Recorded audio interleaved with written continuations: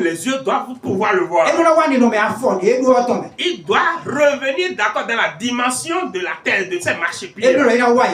Ça veut dire qu'il doit venir sur la terre. Genèse chapitre 2 Et Genèse chapitre 2, comme nous l'avons lu, montre clairement que Dieu a créé l'homme dans son image. Si on dit que Dieu a créé l'homme à son image, c'est pas qu'il est resté là-bas, là-haut pour créer l'homme. Il est descendu sur terre.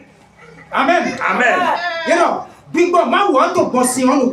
On dit l'Esprit de Dieu, d'accord, allait revenir sur l'eau. Ça veut dire qu'il est descendu. Et quand il a fait sortir la terre de l'eau, maintenant il va faire l'homme. Et pour faire l'homme, ça veut dire qu'il est venu au niveau du sol. C'est pas parce qu'il est Dieu double, non. C'est Dieu unique. Il est là-haut et il est encore sur la terre. Ses pieds sont sur la terre. Mais son trône, c'est là-bas.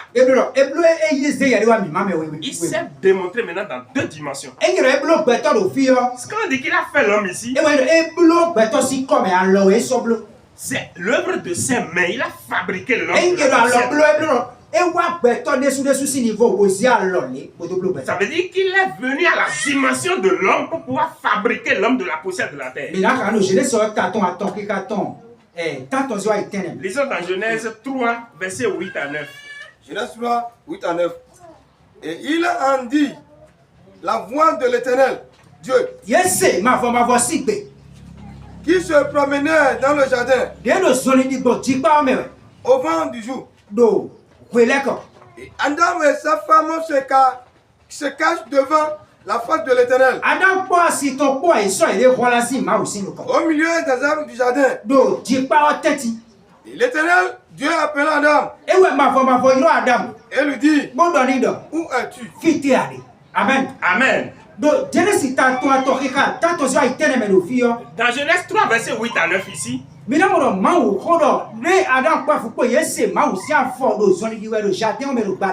Bible dit que Adam et Ève ont notifié, d'accord, le bruit de la marche de Dieu dans le jardin.